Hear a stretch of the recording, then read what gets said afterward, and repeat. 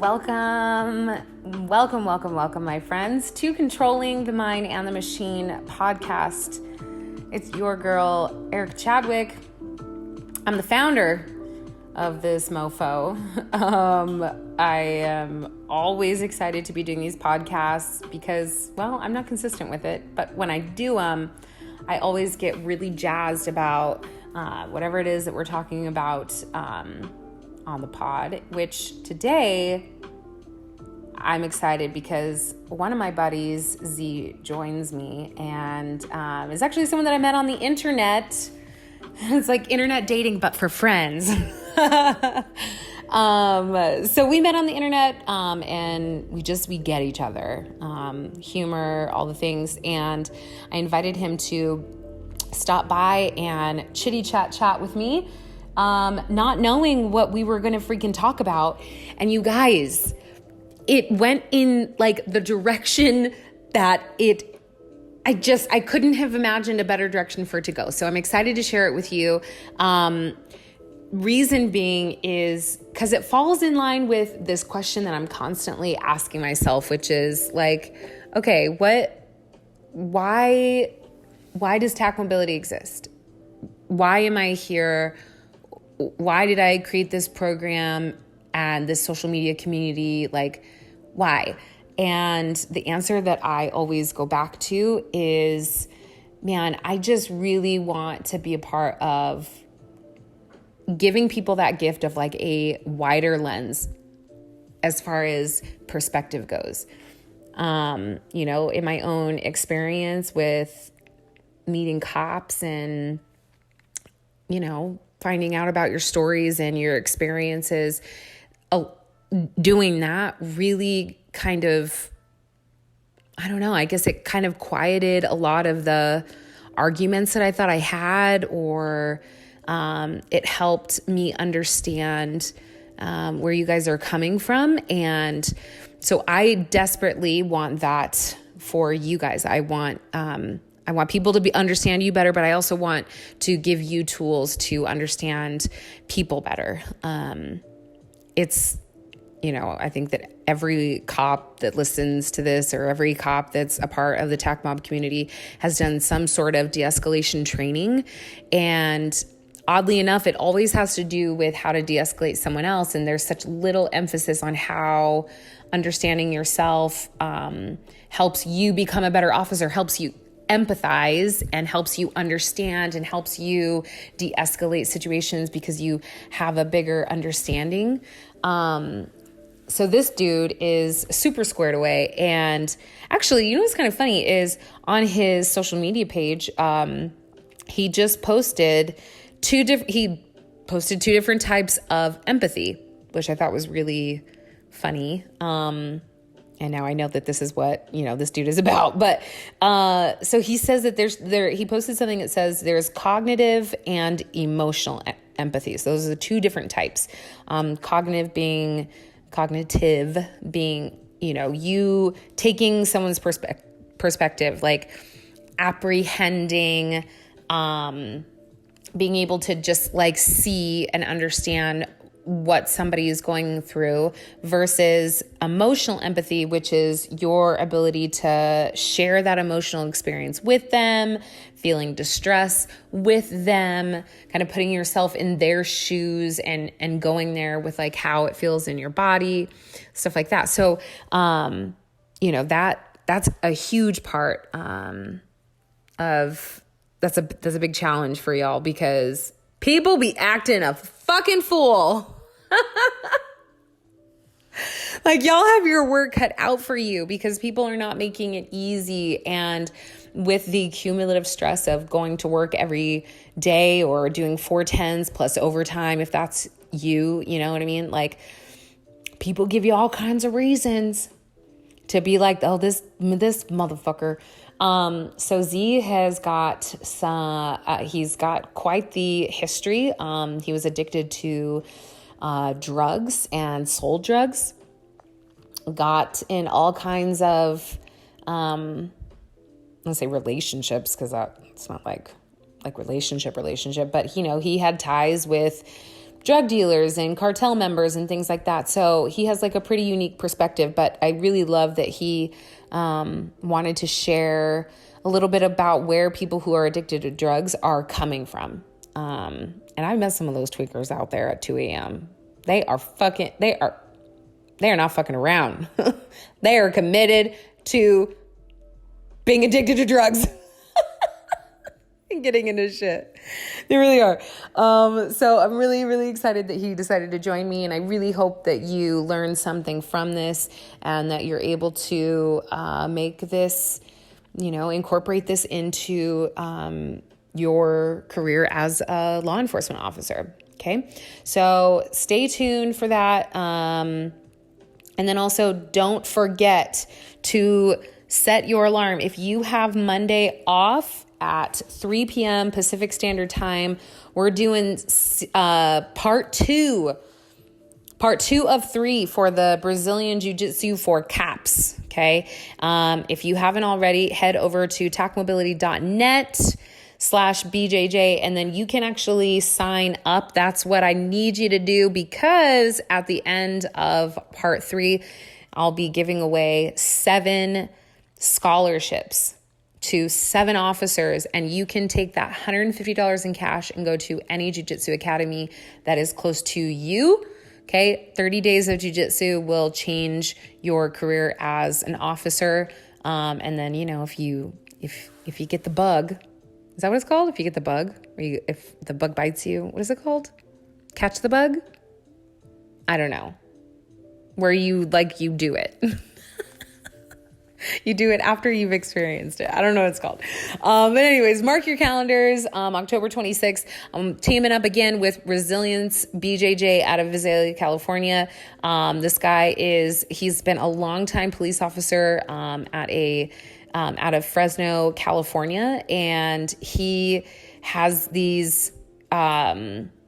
He has arrest and control courses that he teaches, and then he also created this officer-involved shooting course. So he teaches y'all how to articulate shootings, helps you understand what to expect if you are involved in a shooting, and has got some really cool resources for support. So very excited that him and I are working together again for part 2. So without further ado, y'all, let's get up into this business right now. Controlling the mind and the machine. Okie welcome. You guys, I'm here with a special friend of mine who I sort of know from the internets. Yes. It feels like we're friends in real, I guess now it's real life, but prior to today, we had never met. No. But we definitely get each other. We get each other. We get each other hard. Hardcore. So my friend's name is Z. You know how we feel about hiding all those identities, you fucking tactical ass people with your fucking nicknames and weird usernames. Oh, and I just shot my cap at him. Don't eat that. So we're hanging out in my casa in Gilbert, Arizona. Got the pup with us. So if you hear him, you know what? I need to stop apologizing for the audio. God damn it.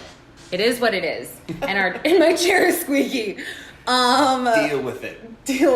But I thought that I would invite him to come out because, one, he seems like an enigma on the internet, and he's very squared away in terms of security. So there's not a lot that he tells about himself, but his reposts are always something to do with tactical or shooting or military, all that stuff. Where is all that stuff coming from?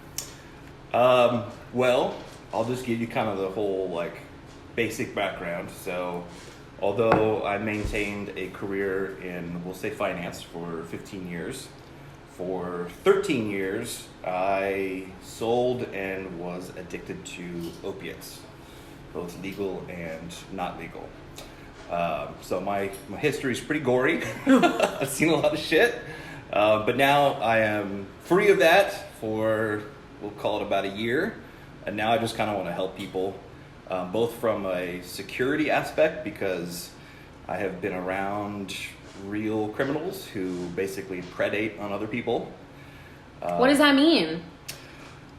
Well, so I won't try and get too far into a tangent here, but I think that especially in the self-defense world, people tend to kind of think about a self-defense situation and they kind of manifest like these perfect situations where like, it's a very clear-cut type of thing.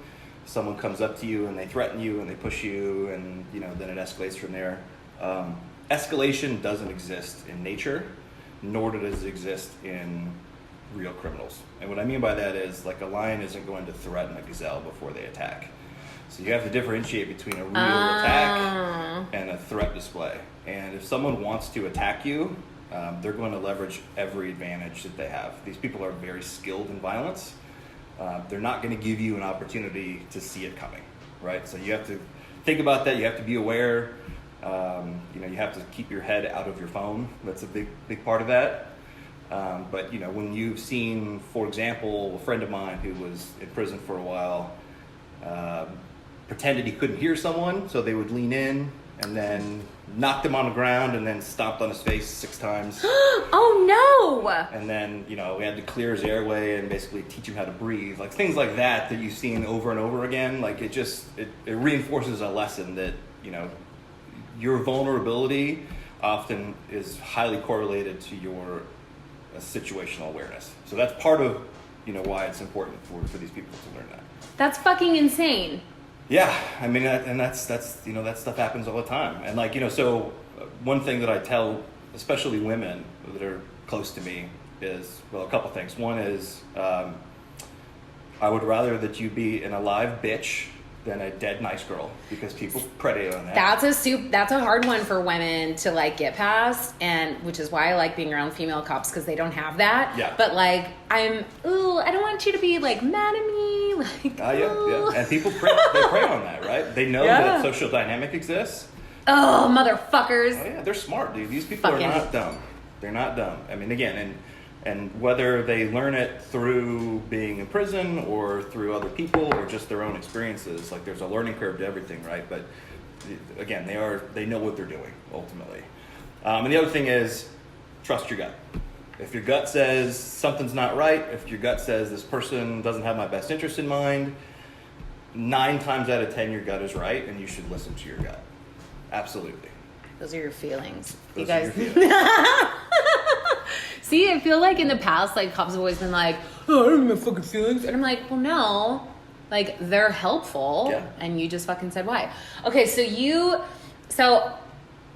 you're coming from you were involved in kind of like the bad guy side of things. Yes. Okay, so like what?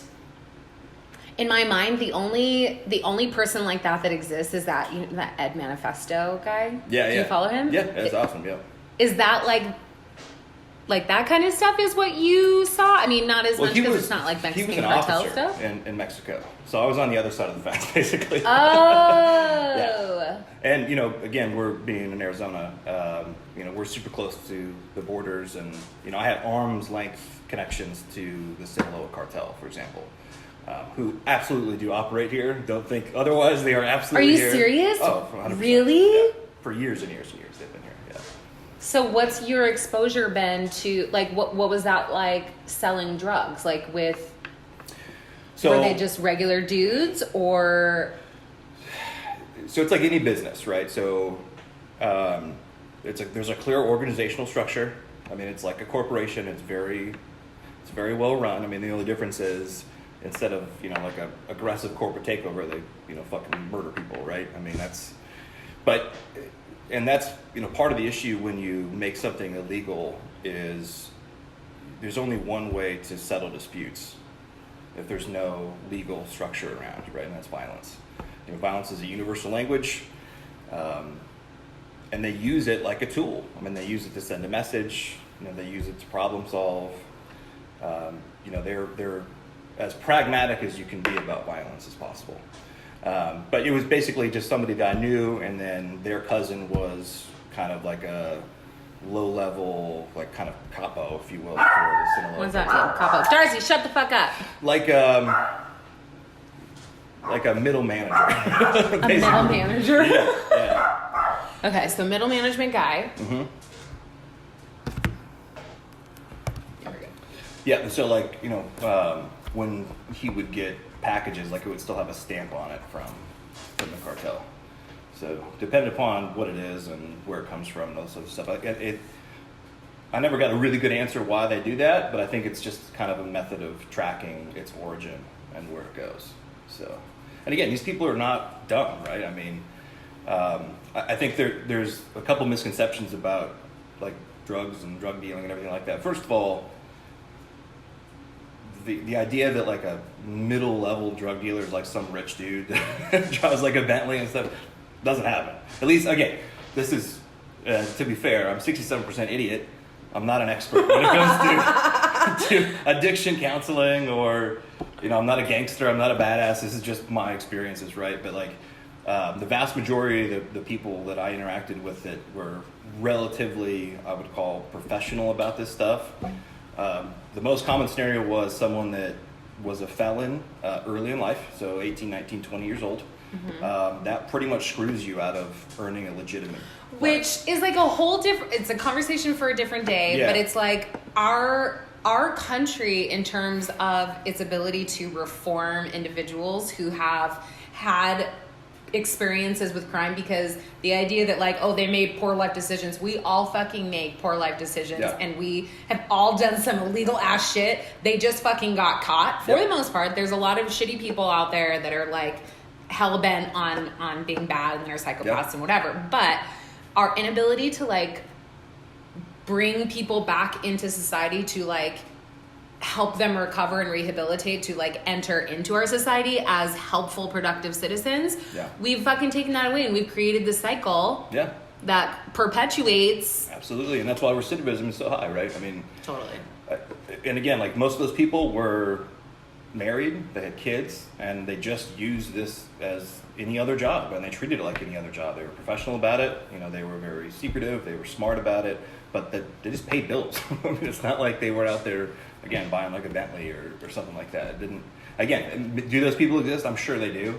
But from my experience, the vast majority, and to be fair, I met some of the best people in the drug trade. I met some of the worst, but mostly the best. I mean, some of the most loyal, real, honest, hardworking, smart individuals that I've ever encountered. And I've obviously spent a lot of time in corporate America too. I mean, these people aren't dumb. They're just forced into a situation by they're victims of circumstance, basically. And you're absolutely right. I don't think there is much of an effort, and especially if you look at funding wise, to really rehabilitate these people. And again, once you're stamped that felon, that's it. You're fucked. You're fucking you're fucked. A couple of my family members are, and I'm just like, man, like the world is missing out on you coming up and fucking doing something amazing with your life, because you're tied to being a bar cook for the rest of your life. Right. Because that's who's going to hire you. That's fucking wild to me. Yeah.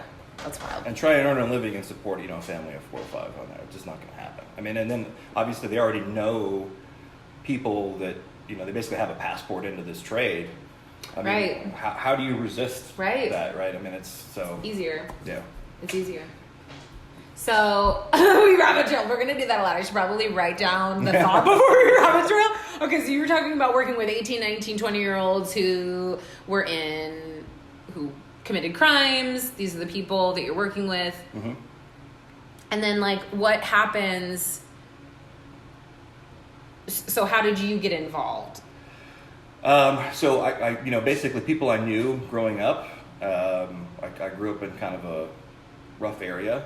And that's, so it's like the passport. Here? Yeah. In Central Phoenix. Yep.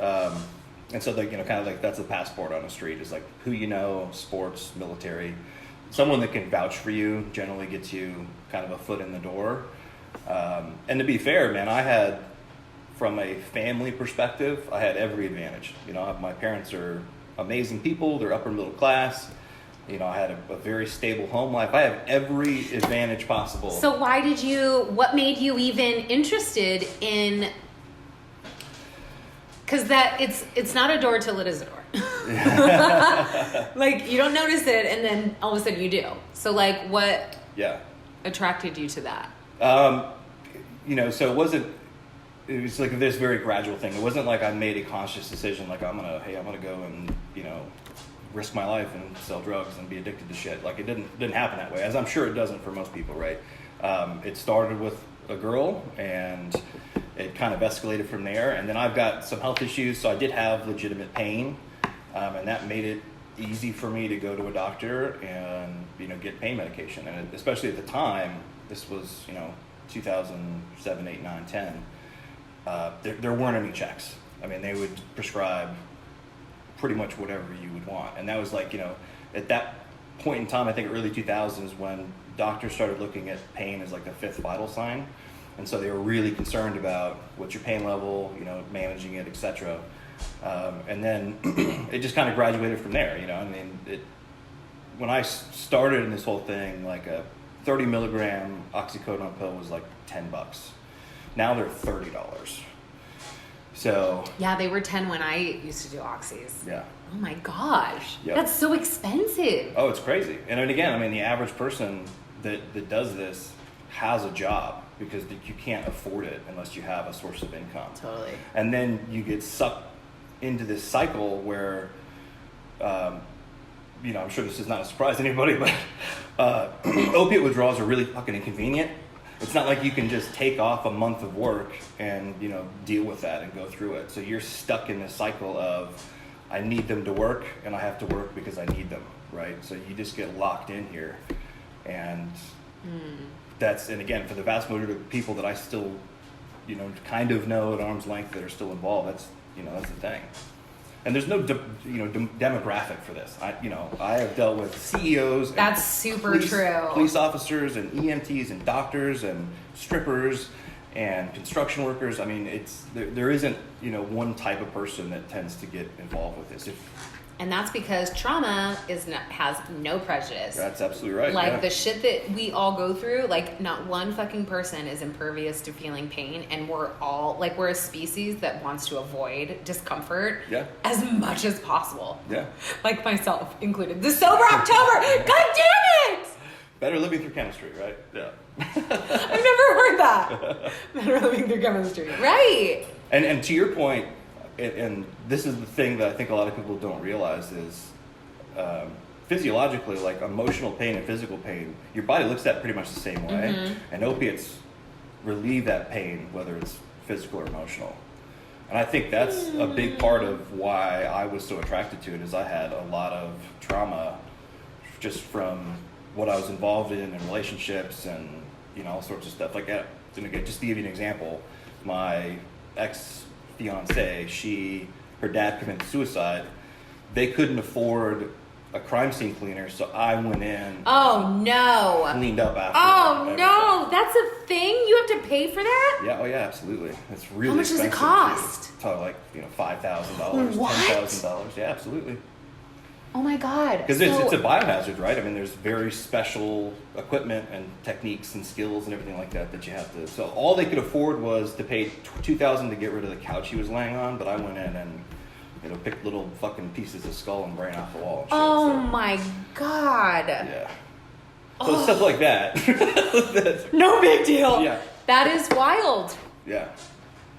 Oh, I want to hug you. That's so insane. I'm okay, good now. so you've got this little suitcase full of trauma, right. And you're like opioid, and you have access to prescriptions. Are you going to like multiple doctors at this point to get just as many prescriptions as you can, or you're like?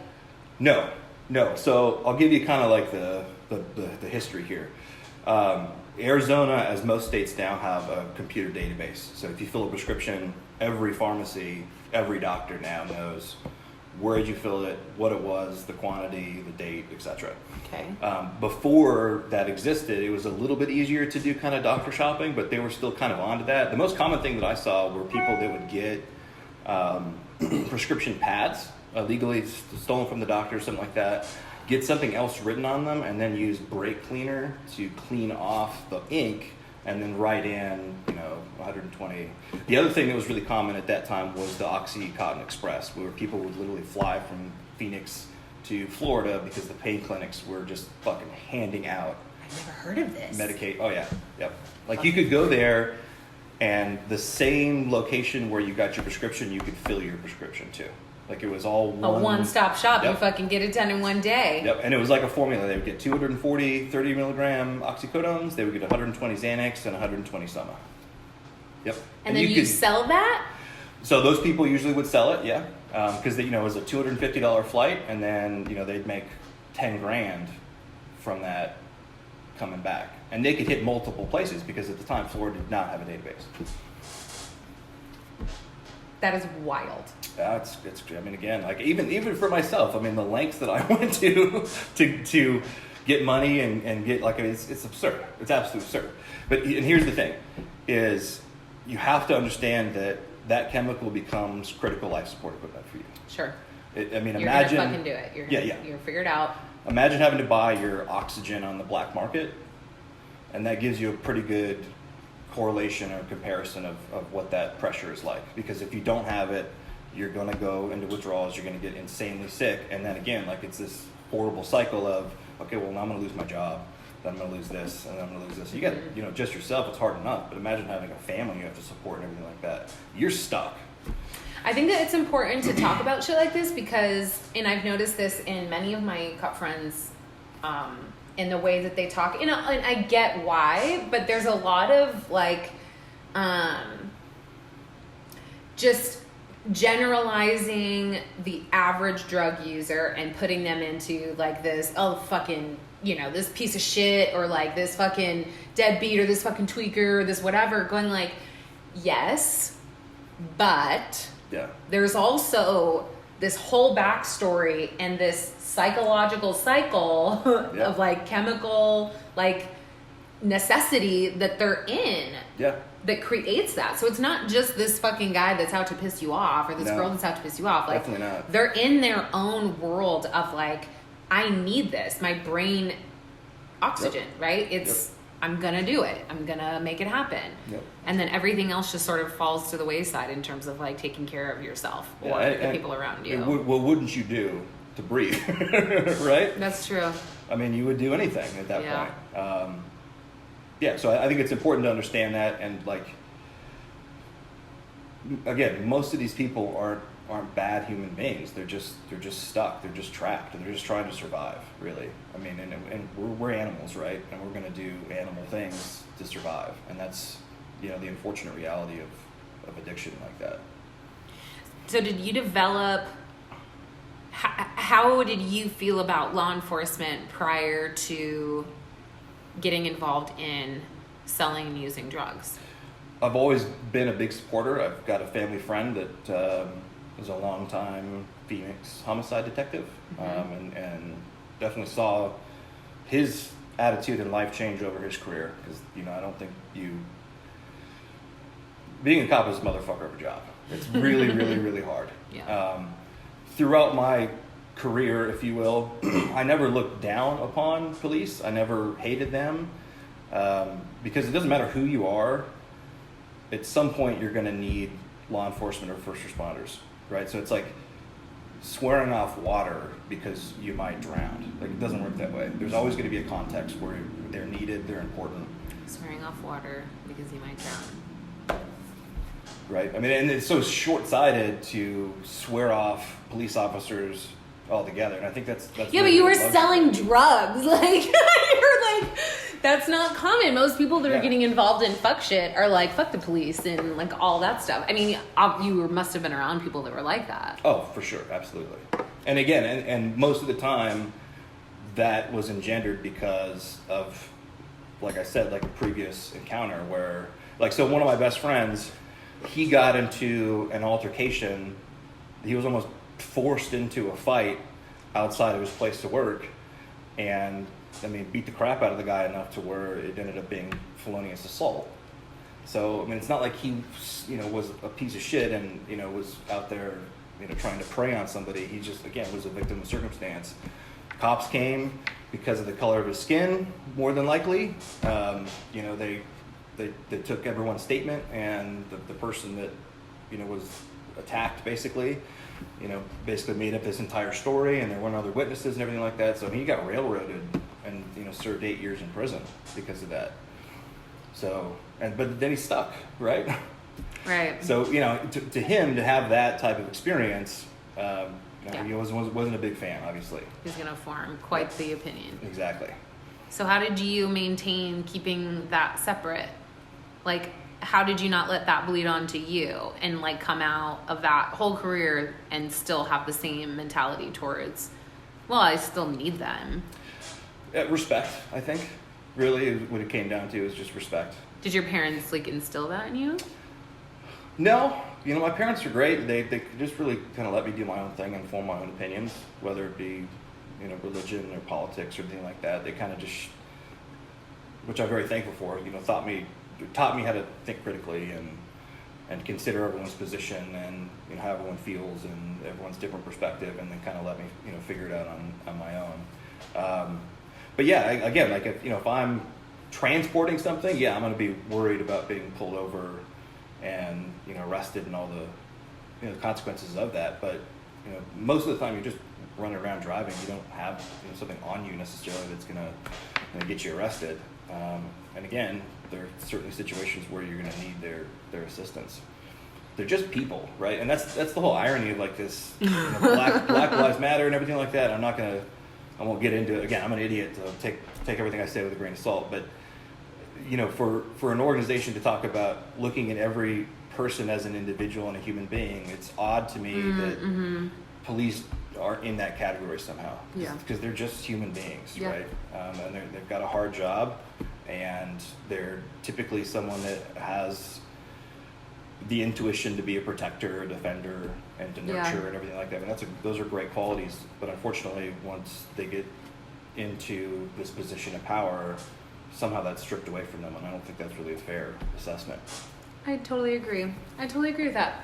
So how long were you involved in doing drugs or selling drugs? 13 years. 13 years. All 13 years you were selling drugs? And like, when you say selling drugs, is that like, I sell like 20 pills to my buddies throughout the week, or like I'm selling like a bag of weed, or like, what does that mean? Yeah, that's a fair question. So at first it was kind of like here and there, but relatively quickly, because you need money and I had connections.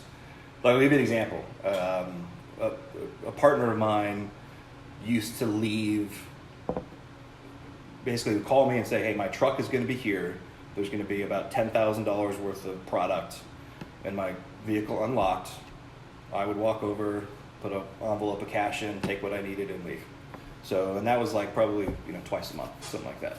And then usually I would distribute to other distributors. Okay, I'm like, so what happens when you have it then? So then the people that you're meeting, do you know them? Well, again, they try and keep it as anonymous as possible. And this individual had, again, like a cousin that was in the cartel. So I knew the consequences.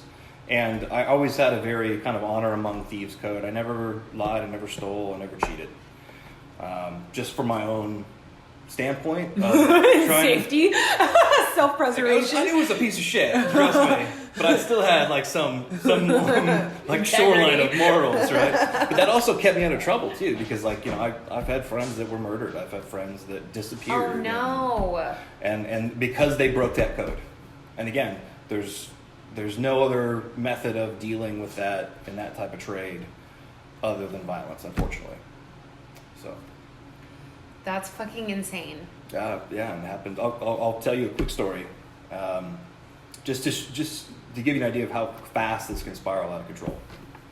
So I had a friend, we'll call him D, and he was dating this very pretty girl. She was upper middle class.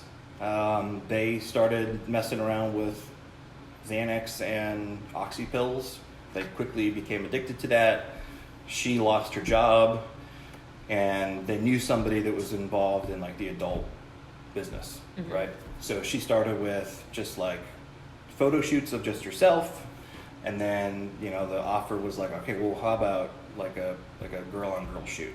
So that escalated to that, and then it became like full on pornography, and then it became prostitution, and this is 8 months over this period of time. It's so fast it happens. She ended up going to customers who were, again, like kind of cartel affiliated, And she knew, because she had been there before, that they had like basically a safe that was full of cash. God. So she stole about $4,500 worth of cash. She blamed it on my friend and said, basically this was all his idea. I had nothing to do with it. So I don't know if they believed her or not, or I think it was just because he was affiliated, but they found out where he lived. He thankfully was not home at the time, but they trashed the place. They killed both of his pit bulls. They decapitated them, left them on his bed, and basically said, like, we're gonna find you and kill you, And he, luckily, basically just packed up everything and left. And I don't even know where he is now. I just know he's still alive. I don't know what happened to her. We've never heard from her Within since. 8 months. 8 months, just like that. Oh, that's so much stress. And then now he's just like, forever scared. Oh yeah, yep.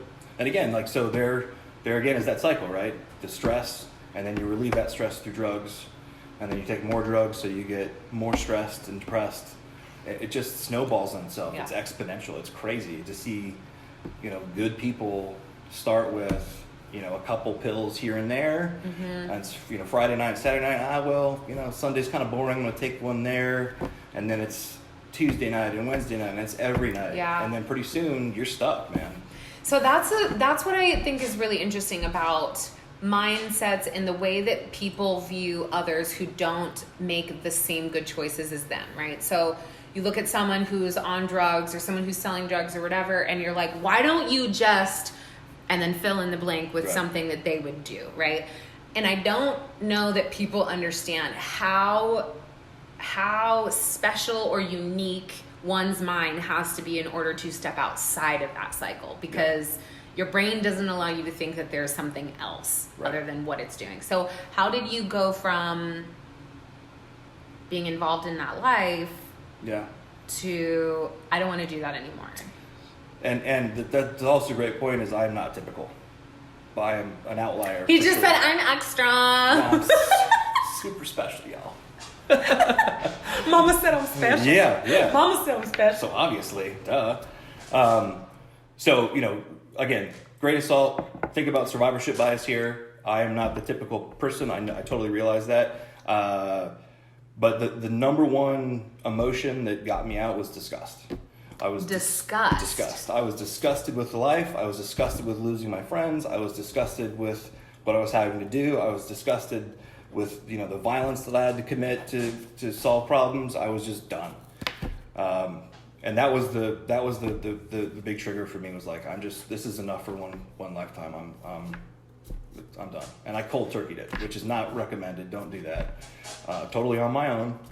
And it was absolute fucking hell. But I found so much more strength and willpower, because I had access to everything. I could have ended the pain at any time I wanted to. But every single moment, every single second, minute, hour that went by, I felt like I had invested in that. And I was like, I'm never going to fucking repeat this again. I'm fucking done. And I did. And, it's crazy. It's whatever you've heard about opiate withdrawals, it's probably worse than what you think it is. It's terrible. And that's most people aren't doing this on a constant basis to get high.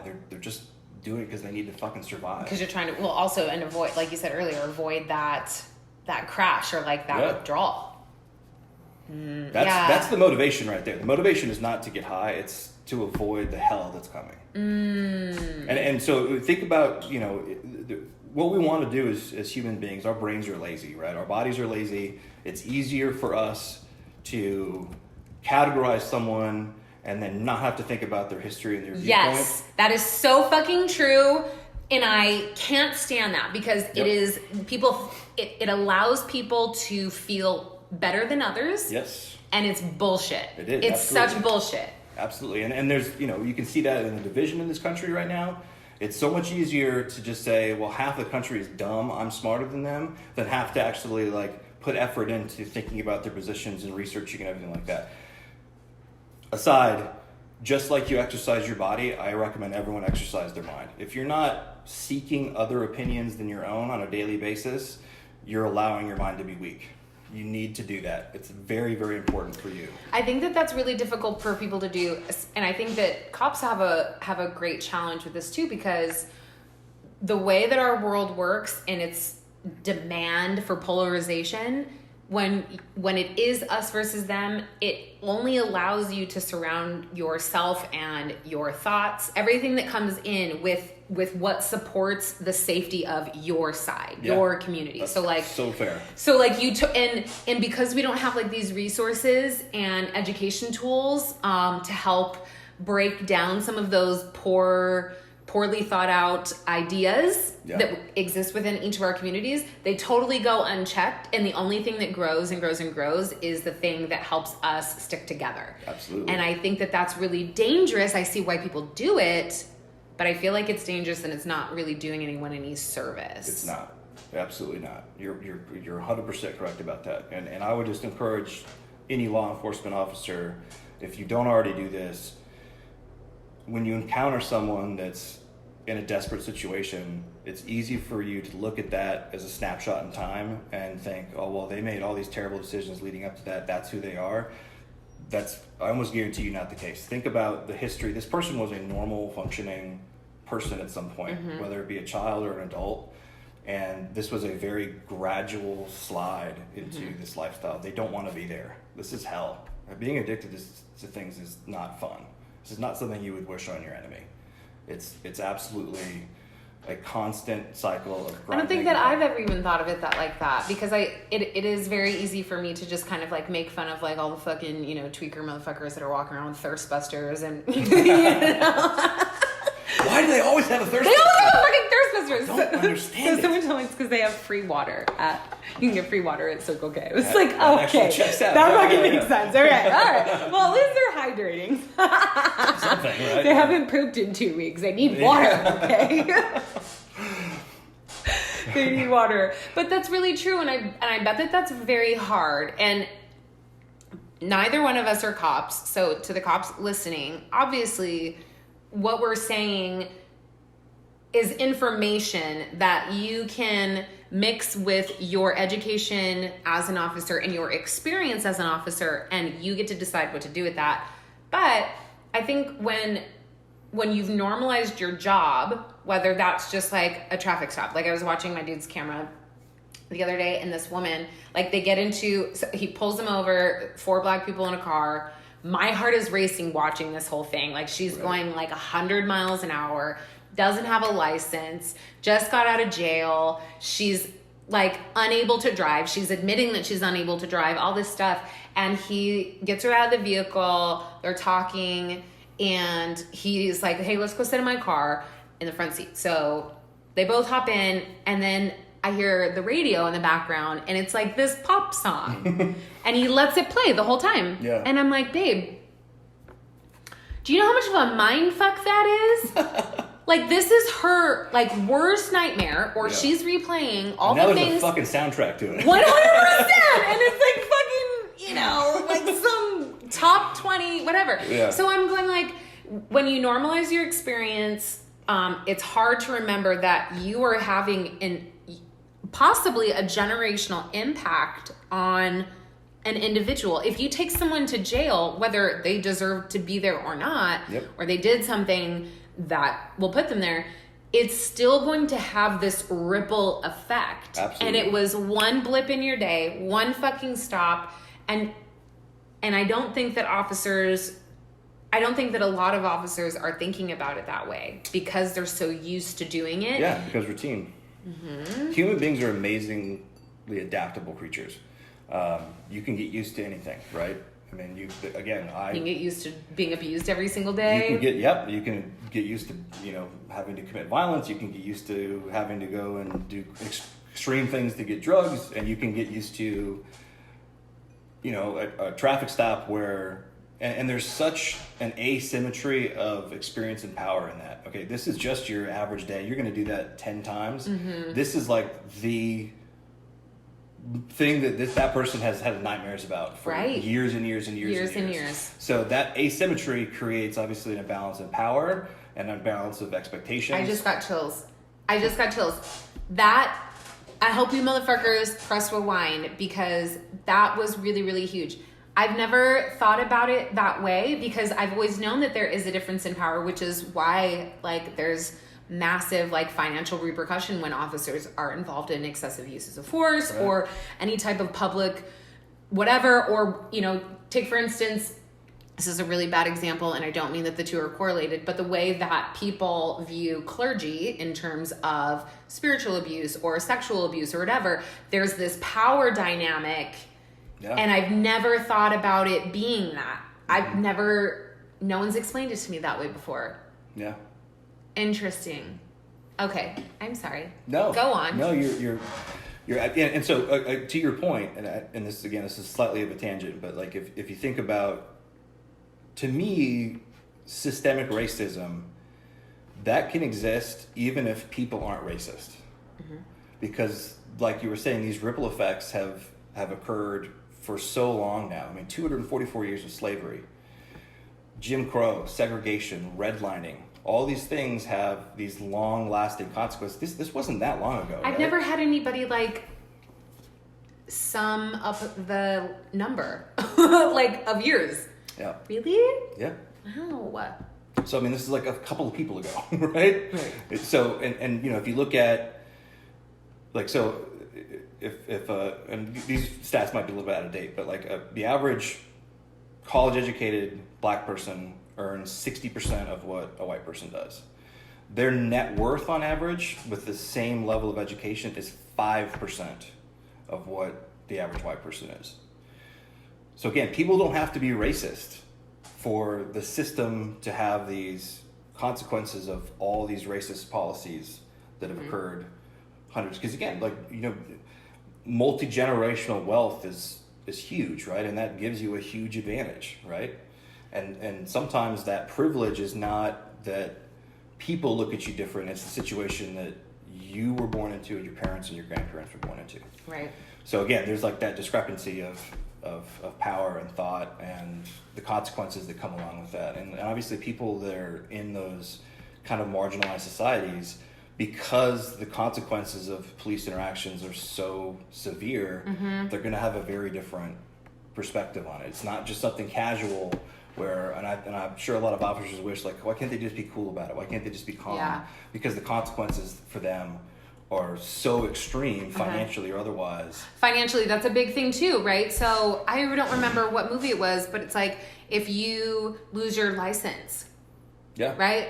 Taking away someone's license, again, not saying that some people should not have their license revoked. Obviously, that is true. Right. But what impact does that have on someone, right? So if you say to yourself, why can't they just, well, if we're not fully aware of how the system, not policing, and that's not what I'm specifically talking about, but if we don't understand how the system of government and society works, then to make statements like that is unfair to you, and it's definitely unfair to them, because it's not the whole truth. Right.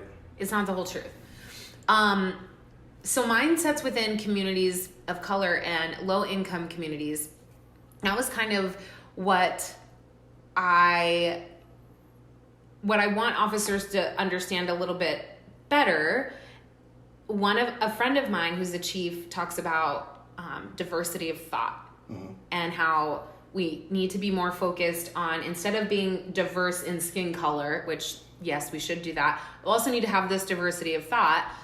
And if we can't bridge that gap between the way that police officers think and the way that low-income communities or communities of color think, like, then we're not really going to have like effective change. Right. So since you've sort of been, I would say, kind of in that gap space, right? You're coming from an upper middle class family who you're not following in your dad's footsteps of being a drug dealer, but you were involved in that lifestyle or making choices like that. I won't even say lifestyle if you're addicted and it's kind of keeping you trapped there, that's your life. Yep. Like how do officers like balance the two? Like how do you see it now? Because you're on the other side of that and you have a lot of friends who are law enforcement and you work with military. Like, how does that happen now? Do you see any things? Yeah, I think, so again, I'm trying not to go too far of a tangent here, but one, race is a made up thing, okay? There is more genetic diversity among African American people or black people than there is a difference between a white person and a black person. We all came from Africa, right? Right. We're all African to some degree, right? So I totally agree with that. It's the diversity of thought that's really going to be important. Everyone's experiences are going to be different. And again, being that it's easy for your mind to be lazy and for you to kind of insulate yourself in the bubble of your own comfort and thought. I mean, look at social media. It's conditioned to give you what you like. Which I do love that about TikTok, like the For You side. Oh, just like hours of just scrolling, and it's nothing but things I love. Yeah. But who wouldn't want to plug into something that just gave you like a dopamine hit like every 30 seconds, right? Yeah. So you have to challenge yourself. You have to get outside that comfort zone mentally, and you have to be willing to just listen and not speak and understand these people's positions and their experiences, how they got to where they are, the consequences of, how they feel. Just ask someone that's in trouble, how'd you get here? What happened? What's your viewpoint on police? And what do you think I could do different or better? I really like that stance. My boyfriend is really good about that. And when he talks to people, he just immediately tries to de-escalate the situation and treat them the same in terms of like, I don't know that he's ever said, how'd you get here? But just like, hey, take a deep breath for me. Like, yeah. I'm just a regular guy. Hi, my name. And then he'll just shake his hand and kind of like bring it down. But that's such a great question to ask. Like, how did you get here? Because it doesn't necessarily have to inform what happens, but it should inform how you approach how you have to do what you have to do. It's context, right? And the context is going to be important no matter what the situation is. And again, to be fair, I've got police officers that are friends. Most of them are actually very good about this. They're very good about being human. They're very good. They understand, the consequences. I think that it's not fair for us to judge all these individual circumstances and situations like police are a monolith and like, oh, well, police always do this and police always do this. No. These are totally different situations with different contexts, with different beginnings and endings and different human beings and different interactions and everything like that. You have to judge each one on their own merit. And again, that's hard, right? It takes mental energy to do that. I have chills. And that goes back to what you said about BLM and how it's this, that came out that like that's a cry for no, I'm not every black person that you know. Like I'm me. Yep. Let me be me and judge me for me instead of against that. And we're just not offering officers the same type of gift. No, gift's not the right word, but just, the same opportunity. It's the same thought process. And that's crazy to me. That's your entire takeaway, and that's your goal. And obviously, I think Black Lives Matter isn't necessarily a monolith either. Obviously, it's disorganized. There's a lot of different. There's a spectrum of people, right? Mm-hmm. But if that's your kind of main takeaway is treat every person as individual, we have to expand that to first responders and police as well, because they're just human beings. That's all they are. They just have a different job than you, and it's a hard fucking job. Super hard job. It's a motherfucker job. Like I know for sure that. I am not built for police work. Like it takes a special person. No. Which I think is really like, I feel like our society has gotten away from understanding that there's this whole side of our society that is like a hot fucking mess. Yes. Like violence, like you even talking about your trauma with the suicide. I've never experienced that. Yeah. So in my mind, that doesn't exist. Yeah. Right? You can't imagine that. I can't imagine that. Yeah, as hard as you can try. Right. You can't imagine that. Nor can you imagine the trauma of being an abuse victim or, insert whatever you want, right? Going to war, doing like all this stuff, being raped. Like there's no possible way, as strong of imagination as you can have, to understand what that is like to live through and what you felt like before and what you felt like after. And I tend to find that, at least for me, my memories are colored with emotion, and negative emotion is a much more vivid, deep color than positive emotion is. That is exactly right. I just posted something about your brain does not know the difference between you having a dream and reality. It just goes off of your emotions. So they can be as fucking real today as they were 10 years ago, because your brain, it marks things in your timeline through emotion. Yep, absolutely. That's why you should pay attention to your emotions when you're triggered. And the fucking post today, okay? Like when you sense, people. yeah, motherfuckers. I'm just kidding. I love you. When you experience an emotional trigger, it can be really intense and really scary, because it's that emotion all over again, and your brain, like your amygdala gets hijacked, and you go into this whole like, oh my God, is this right now? Yep. And then your brain subconsciously starts thinking, or unconsciously thinking about what's going to happen next. And then anxiety can set in and all that stuff. Yep. Okay. I want to go back to how you were into the drug business, and how you had mentioned something about helping officers now, or you're helping your friends or something like that. Like, what is like the fucking Pablo Escobar kind of shit that like officers don't know about? What are some of the things that are like happening, like dangers that they should be aware of, or things to be on the lookout for? Like, is that a thing? Yeah, well, absolutely. And so, and this may not be a surprise to police officers, but it's usually a surprise to kind of the average person. Is these are extremely, extremely well-run organizations. They are just as well-run as a Fortune 500 company, and they have the same type of power structure. There's frontline employees, and there's middle management and executives and CEOs and everything that goes along with that, right? These aren't dumb people. They understand. They go to extreme lengths to obfuscate and hide and be successful in what they're trying to do, because there's so much money involved. It's so profitable. Do you think that there's I don't know what the right word is. Do you think that like the barrier between officers understanding that they're very, very smart individuals, do you think that it's because there's a language barrier? I'm sure. And because they're Hispanic, absolutely. That like I am Hispanic, and I have a lot of bias against people who are Hispanic. And that's something that I'm constantly working through, and thinking that like that they're inferior to me in some way. Do you think that that's a thing? Oh, absolutely. I mean, think about, how do you understand anybody? You talk to them. If you can't communicate with them, you're automatically going to be stuck with whatever biases or preconceived notions that you have, and there's no method of resolving that, right? If we speak English, I can assume whatever I want about you, and then if I ask a simple question, who are you? Where have you been? What's happened to you? I can clarify that. Boom, I got my contacts, right? You can't do that. So language barrier absolutely is part of that. But to keep officers safe, again, trust your gut. If you feel like something isn't right and there's something going on, if someone's acting suspiciously, that doesn't necessarily mean they're a criminal, right? You have to understand the consequences of, even for the average person, getting pulled over or having an interaction with the police. But if it's between, for a lot of these people, sadly, killing an officer and their freedom, or in some cases, and this does happen, you're going to deliver this load, or we know where your family lives.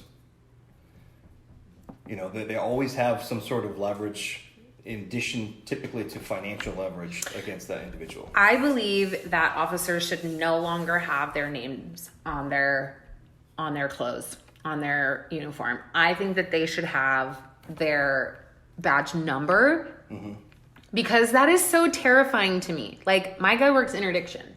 Yeah. What if you just Google his name, you'll fucking find all kinds of shit. And then if you've made up your mind that you're gonna fucking hurt someone because language is violence, that's so wild to me. Yeah. I think one thing that has changed a lot in police work, and obviously you guys know more than I do, but when I first started, there was a lot more emphasis on human intelligence gathering and like undercover work. Now it seems like it's all technology. And people are wising up to that, right? It's It's whose cell phone interacts with whose, right? There's Right. a network. Like, all right, this cell phone. No, that's exactly how it works. Yeah. Who are the most 10 common people that they talk to, and then the 10 most common people they talk to, and where are they pinging off of, and everything like Yeah. that. So I think that's partially good because it kind of removes some sort of like blame off of the officer. Mm-hmm. But again, like also these organizations, they understand like if they execute an American officer, that is an insane consequence for them. It's not worth it, right? Now, for the individual who's being stopped, that's a little bit different, right? Because their freedom and their livelihood is being challenged in that moment. Yeah. But like in Mexico, right, there's very little consequence for them to execute an officer. So it's just business. It's just convenience, right? If you're, it's plato o plomo, right? You're going to take the money I give you, or you get a bullet. And that's been the policy from, Pablo Escobar basically on. I mean, these are lessons of business and organization that have been passed on and adapted and improved upon. And again, that's the what you see now is the consequence of these warring organizations with no other method of outlet or problem solving. So the only thing you can do is escalate violence to an absurd degree, and that's what you're seeing, right? And that's the only leverage you can have against someone is just be more violent, faster, more intense to more people. And that's what you get is a cartel war. I don't think that a lot of civilians or people, especially like the world that I come from, it's very like, self-aware and meditating and yogis and, glitter and unicorns, whatever. That is not a reality. Yeah. That most people are even like come face to face with or are exposed to, aside from movies, which are, that's, grandiose. That's a good thing. That's a great thing. It is a good thing, but it's also allowed us to believe that there's no necessity for force or... Absolutely. And I'm just going Absolutely. I can't fathom the idea of what you just said, like, I'm going to be more violent, faster, like, to as many people, because, like, that's not a part of my world. And Right. so I think that when people are forcing these policies and structures around their very isolated worldviews and perspectives, it's really unfortunate because there's still this world that exists. Yes. That's going to just grow and grow and grow and grow and grow if police don't, which that's always been just kind of like a cat mouse kind of thing. Yeah. And if police officers aren't able to keep up with whatever the mouse is doing, how does that now start to impact me Right. as someone who wants to believe that stuff doesn't exist? Right. Like at what point, like I don't think that people understand, like at some point it will bleed into whatever, which is kind of where we are now with like race, right? Yeah. It's not my problem. I don't see color. Blah, blah, blah, blah. Yep. Well, now you fucking have to. Now it's going to be in your fucking face. And now you're going to work 3 months of overtime because you didn't think it was a problem and because it wasn't a part of your world. Right. And now it fucking is in your face. Now it's there. That's so scary. It's knocking on your door. Yeah, and to your absolute point, the fact that like the average 20-year-old, liberal white girl can, rage against the police and firebomb a police cruiser, that is the outcome of extreme luxury because they don't have to deal with police on a day-to-day basis. They don't feel like the police are needed because they have been so removed from the reality for so many other people for so long. What about this idea? What if that is like the outcome of like you can get off on the, like, okay, I pulled you over. Okay, it's not a big deal. Slow it down. You can go. Yeah. Or like your interaction, hey, shake my hand at you. Please don't do that. Mm-hmm. Right? So like the outcome of that is like blatant disrespect and disregard for authority altogether. And then you have like the opposite side of like when you use excessive force consistently or maybe biasly. Yeah. How does that grow? But think about the discrepancy you just explained. What? Right? For some individuals, their interaction with the police is just that. It's like, hey, have a nice day. Mm-hmm. Slow it down. Yeah. And then on that same person, because they don't see the millions of interactions every day with police officers that occur, they only see the bad things, right? And that's the media perpetuating that issue. So all they see is like this extreme black mirror.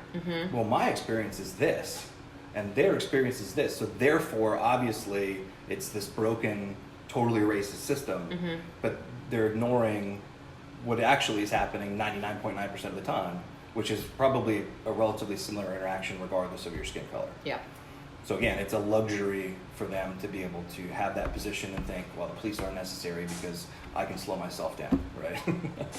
It's not necessary for me. Or like, I know I have the time, right? Like if I get pulled over, nothing's going to escalate. I don't have somebody that's on edge wondering if it's going to be the same thing that they just saw on TV, Nope, right? I'm not going to jail. It's not going to result in my everything third is strike. fine, right? In my mind, I'm like, it's fine. Everything is fine. Like nothing's going to happen here. Worst case scenario, I get to take it whatever I pay for it. My insurance goes up, maybe $10. Not a big deal. For you, that's true. It's not true for everybody. Right.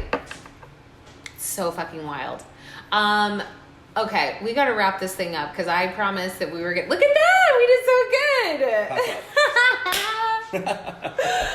Okay, well, I very much appreciate you coming by to give me your perspective, and I hope that that was beneficial for law enforcement and my civilian listeners. It's all this stuff is, my whole goal is to provide information, education. That is how you combat fear. Like I believe that officers and people are smart if we give them the chance and we give them enough context and information. And so this isn't about like, well, you have to do this. This is just about, okay, now that you have some more things to think about, how does that influence what you're going to do? Yep. A person is smart, but people can be dumb, panicky animals. That's a great quote from Men in Black. It's true. An individual, it is. An individual person in their own context is a very, very intelligent animal. But, when we apply and scale these things up to groups of people, unfortunately, because that message and that intelligence gets diluted, it does result in groups that are thought of as being substandard, unfortunately. Yeah. All right, my friend. Thank you so much, Z. Of course. It was such a pleasure. All right, you guys, stay tuned for another episode of Controlling the Mind and the Machine podcast. I am your host, Eric Chadwick. I shall see y'all later.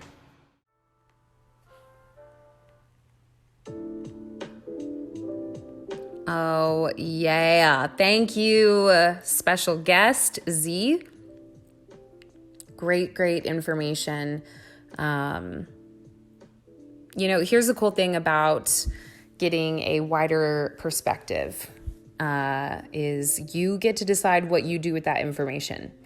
And I have so much confidence and trust in the officers that I have met and worked with that I believe that y'all have a really good bearing on right and wrong, and you're squared away, you have your shit together. So I believe that just with more information, right, that can build a stronger, more confident officer. And there's this quote, I don't know who the smarty pants is, but the best way to combat fear is through education. So we all have things that we don't understand that give us that make us feel uncomfortable. I don't know that we would necessarily identify it as fear, but that is what it is, unknown types of things. So more information is better.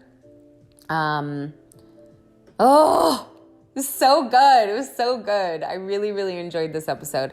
All right, y'all. I hope that you share it. I hope that you are able to take that information, do something good with it. And then also, don't forget to freaking set your alarms for October 26th. If you have the day off, join us at 3 p.m. We're going to be live on Instagram and Facebook, and, you'll get to freaking practice some drills. We're doing part 2 of part 3.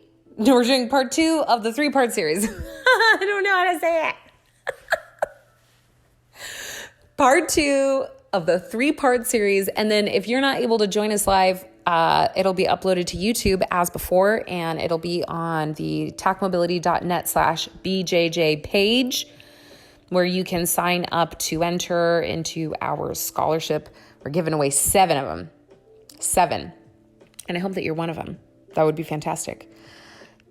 And, while you're on the website tooling around, check out the shop. I've got a few shirts left from the TacMobility tie-dye design. And then there's a new shirt drop that's coming out next week, I believe. So look forward to that. And what else? If you're not already paying attention to Free Ship Friday, please do so. Every Friday through Monday, you get a chance to enter as many times as you want, as many officers as you want. But I give something away for free. It's my way of saying thank you for trying these challenges. I know that they are difficult and you're not used to some of them. Some of them might seem kind of weird. So I ask all kinds of companies to partner with us. Okay. I have some rad ones coming up. You don't want to fucking miss it. And then, if you want to bring TacMobility out to your department, we definitely offer that in-service training. Not just the training, but there's also cool add-on packages. So if you've got some smaller teams and you want to do trigger release therapy, which is like that myofascial business, we'll get you all squared away, get your bodies taken care of, give you that recovery that you deserve. Okay, because that shit is no longer optional. You got to be doing it. Okay. Thank you again for all of you who tune in to the episodes. This is Controlling the Mind and the Machine. I am the founder, Erica Chadwick, and I will see you guys sometime freaking soon.